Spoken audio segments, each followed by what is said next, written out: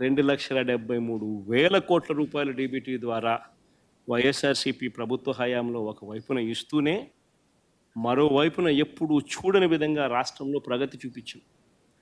4 సీపోర్ట్లు యుద్ధ ప్రాతిపదికన కట్టడం మొదలెట్టాం. 17 కొత్త మెడికల్ కాలేజీలు రాష్ట్ర చరిత్రలో ఎప్పుడు జరగని విధంగా అడుగులు వేయడం మొదలెట్టాయి. అందులో 5 అప్పటికే కంప్లీట్ అయిపోయి. సీపోర్ట్లు కూడా కట్టే 4 కోట్లలో ఒకటి ప్రైవేటు, మిగతా 3 రాష్ట్ర ప్రభుత్వం కట్టే పోర్ట్లు. మా ప్రభుత్వంలో ఉండగానే రామాయపట్నం పోర్టు అయితే దాదాపుగా 70% అయిపోయింది అప్పటికి. మిగిలిన మచిలీపట్నం పోర్టు, మిగిలిన మూలపేట పోర్టు, శ్రీకాకుళంలో ఉన్న పోర్టులు దాదాపు 30% దగ్గర కూడా అయిపోయింది. 17 మెడికల్ కాలేజీలలో మా హయాంలో 5 మెడికల్ కాలేజ్ ఇనాగ్రేట్ కూడా చేసినాం. మిగిలినటి వార్ ఫుటింగ్ బేసిస్ మీద పనులు జరుగుతూ ఉన్న పరిస్థితి. 10 ఫిషింగ్ హార్బర్లు, 6 ఫిష్ ల్యాండింగ్ సెంటర్లు,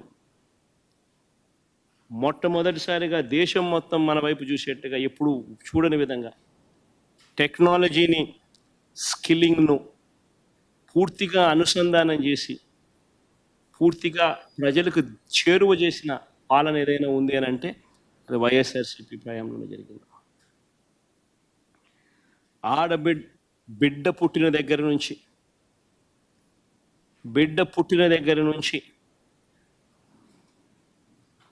పండు ముసలావిడ అయ్యేదాకా కూడా ప్రతి అవసరంలోనూ ఆ బిడ్డకు తోడుగా ఉండి ఆ బిడ్డకు ఏం కావాలనో, ఏ వయసులో ఏం కావాలనో చేయి పట్టుకొని నడిపించిన ప్రభుత్వం వైఎస్ఆర్సీపీ ప్రభుత్వం. ఆ పిల్లలు పుట్టినప్పటి నుంచి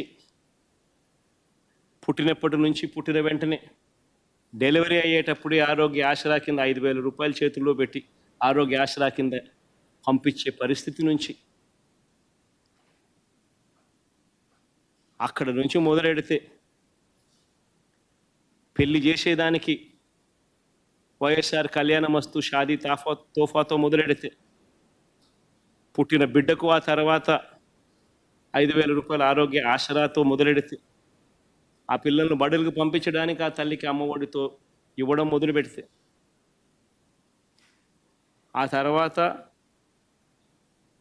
తన కాళ్ళ మీద తాను నిలబడేట్టుగా తోడుగా నిలబడుతూ ఆ చెల్లెమ్మను